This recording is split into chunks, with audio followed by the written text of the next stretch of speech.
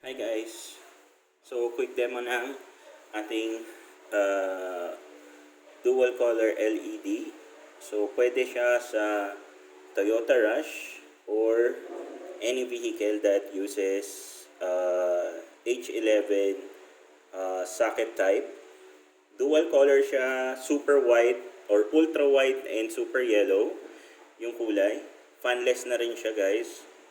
So, less chances na mag-overheat yung inyong ilaw kahit matagal nyong gamitin. So, demo lang natin yung kulay niya. So, 40 watts yun guys per bulb.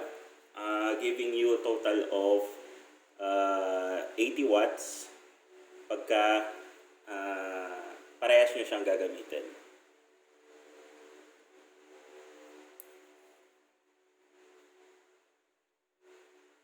Sasaksak muna natin siya sa ating supply.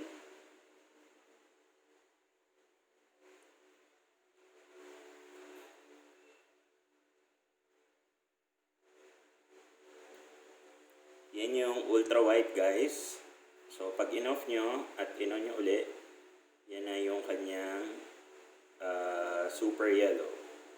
Off ulit, ultra white.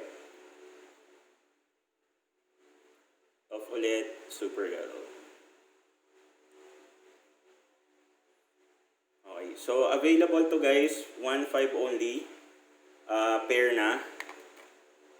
Plug and play po ito sa lalong-lalo sa mga naka-Toyota Rush. Plug and play, hindi po mapuvoid yung warranty nyo kasi wala pong i-splice na wire.